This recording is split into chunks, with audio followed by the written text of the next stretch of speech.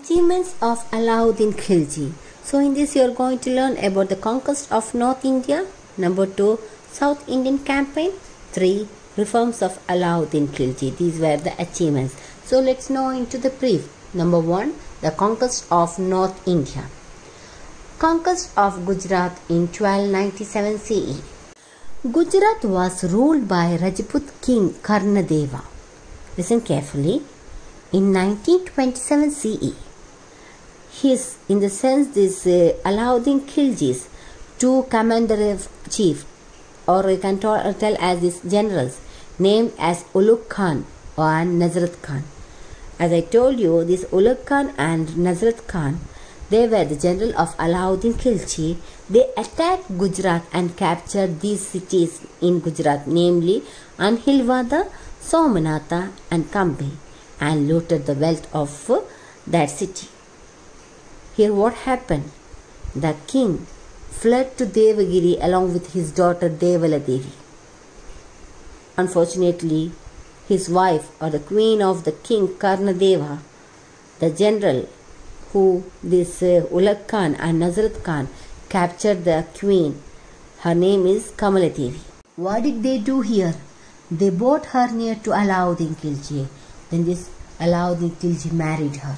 During this expedition, an eunuch man named Malik Kafur. Actually, this eunuch means a man employed to guard women. So during this expedition, the eunuch man named Malik Kafur was purchased for 1000 dinar. Please note the name, that is Malik Kafur. So hence he was popularized as a Hazar Dinari. After the conquest of Gujarat in North India, the next plan of Alauddin Khilji is the conquest of Ranthambore in 1301 CE. Raja Hamiradeva was a ruler of Ranthambore. He had given shelter to some neo-Muslim in the sense a group of Mongols had been allowed to settle near Delhi after embracing Islam by Jalaluddin Khilji. They were called as neo-Muslim. So here it tells that Raja Hamiradeva was a ruler of Ranthambore. He had given the shelter to some neo-Muslim. This offended Alauddin Khilji. Ulugh Khan and Nazrat Khan, as I told you earlier, they were the commander or chief, or you can tell as generals of Alauddin Khilji, invaded Ranthambore. It was captured after the siege of 11 months or blockade of 11 months. Hamirdeva lost his life in the battle against Alauddin Khilji. Next, conquest of Mewar, that is Chittor in 1303 CE. The Sisodias of Mewar enjoyed great respect among the Rajputs. The fort of Chittor was considered unconquerable. Traditions maintain that the immediate cause of Alauddin's attack was his desire to carry away Padmini, the beautiful wife of Rana Ratan Singh. That's what known as Padmavati. When defeat seemed certain, Padmini and other Rajput women committed Johar. Johar in the sense, these Rajput women, to protect their honor from the enemies, jumped into the fire and sacrificed their lives. This was known as Johar. When defeat seemed certain, Padmini and other Rajput women committed Johar. Chittor was captured and the Sultan, in the sense Alauddin Khilji's eldest son, Khaisar Khan, was made the governor of Chittor, the capital of Mewar. Other conquests: Malwa, Ujjain, Mandu, Dar, Chanderi and Jolur were conquered, and by 1305 CE, Alauddin completed his northern conquest. Next, the Mongol raids. Alauddin had to face more than 6 Mongol invasions between 1296 and 1308 CE. Actually, these Mongols were the tribes. Frequent raids by the Mongols were a constant threat to the empire. Neo-Muslim, in the sense a group of Mongols, had been allowed to settle near Delhi after embracing or accepting Islam by Jalaluddin Khilji. They were called as Neo-Muslim. They plotted to take the life of Alauddin Khilji, but it failed. Hence, Alauddin massacred or murdered 30,000 Neo-Muslims near Delhi. So it is that Neo-Muslims were also helping Mongols.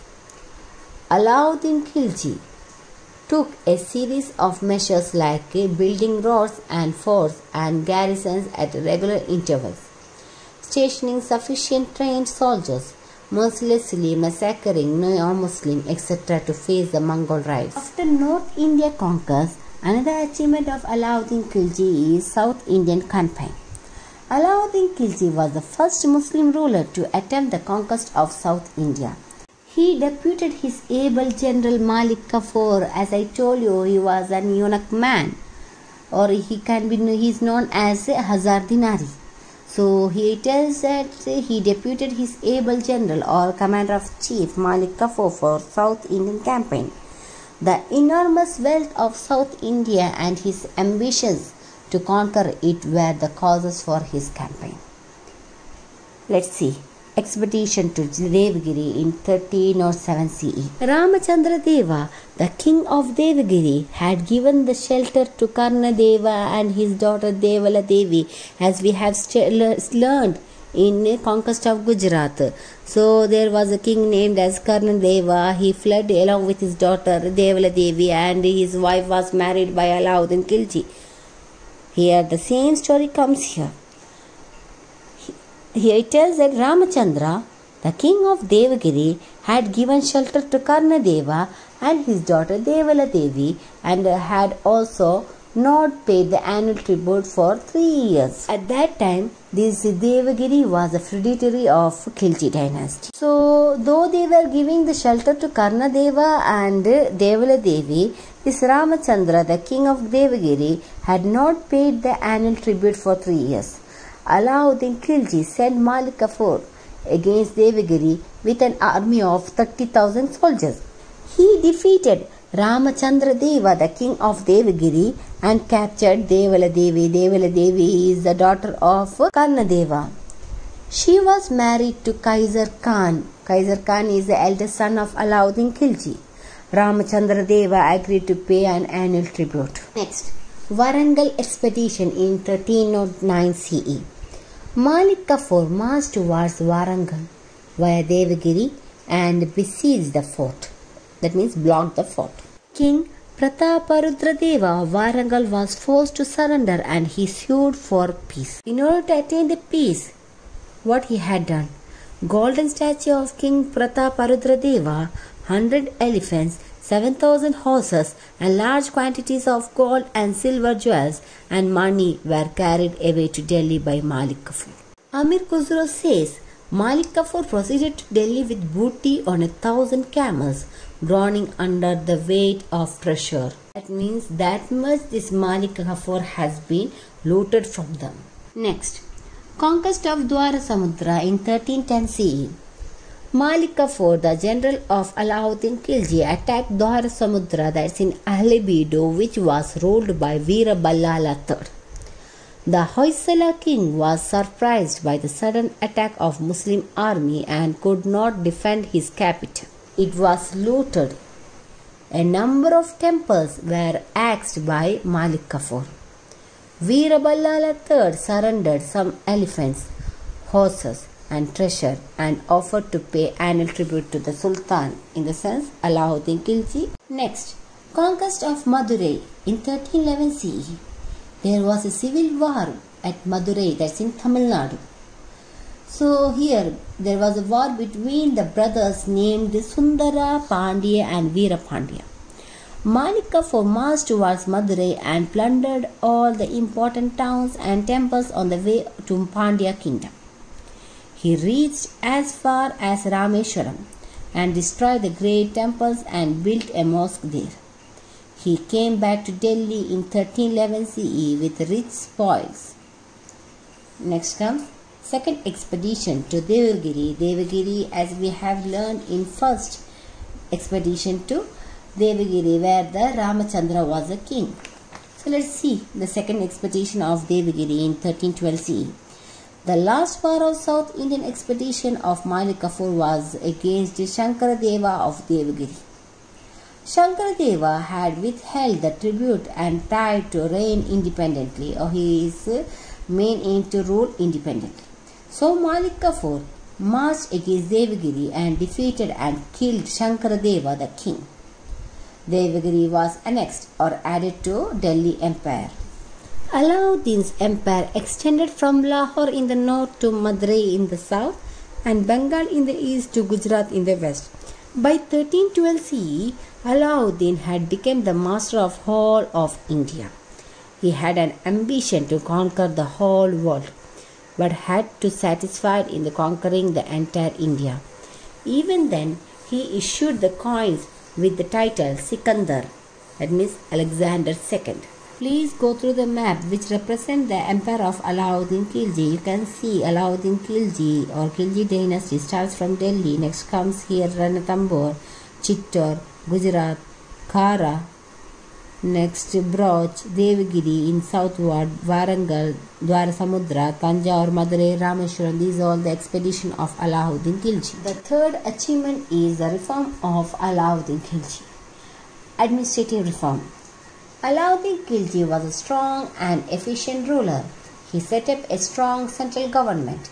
He was the highest authority of the state and he believed in the theory of divine right.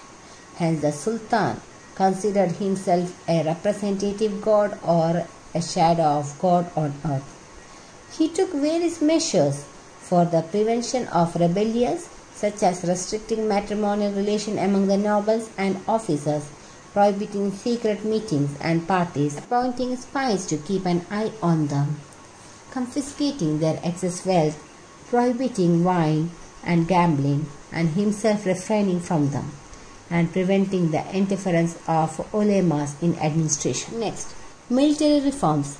Alauddin maintained a strong and huge standing army to safeguard his empire.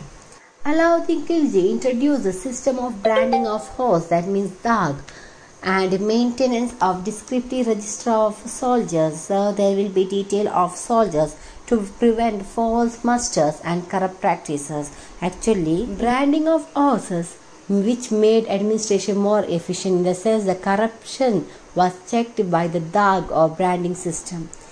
Every soldier had his face recorded and his horse branded with their imperial sign of Alauddin Khilji. That's what known as branding of horses. So he tells that this Alauddin Khilji introduced the system of branding of horses or dag and maintenance of descriptive register of soldiers to prevent false musters and corrupt practices. Next, he abolished the Jagir system, or it can known as Zamindar system, and paid the salaries in cash. Through this Zamindar system, they never pay the cash. They will be asking them to work. According to that, they will be satisfied their needs. So here this Alauddin Khilji abolished the Jagir system and paid the salaries in cash. He fixed the pay of soldiers at 234 tankas. Tankas in the sense 234 coin a year. For a salary, he paid 234 coin or tankas a year with an additional 78 tankas for a soldier maintaining 2 horses. Aris-e Mumalik was in charge of appointment of soldiers. Next, revenue reforms. Alauddin Khilji introduced scientific method of measurement of land for the assessment of land revenue. He imposed heavy taxes on the sardars, jagirdars or zamindars and ulemas. Jazya means the tax paid by the non-Muslim population to the Muslim rulers. So jazya was imposed on non-Muslims. They had to pay it along with other taxes like pilgrim tax, octroi, etc.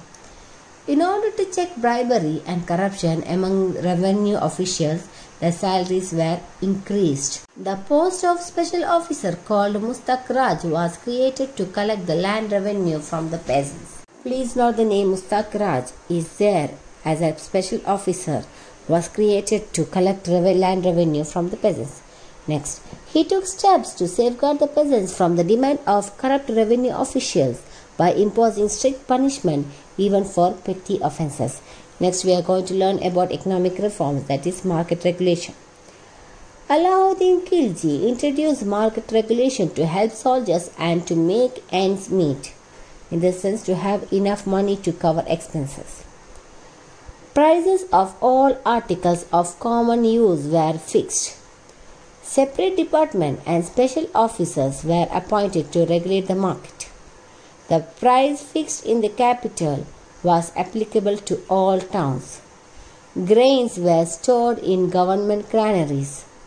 The storage was meant for emergencies like times of scarcities and famine. Any traders or vendors who cheated in weights and measurements were punished with cutting off equal weight of flesh from his body, especially in thighs. The last days of Alauddin were unhappy. He was poisoned by his trusted general Malik Kafur, and the Sultan died in 1316 CE. So the successor of Alauddin Khilji, or successor of Delhi Sultanate, is Shihabuddin Umar, Kutubuddin Mubarak Shah, Nasiruddin Khusro Shah.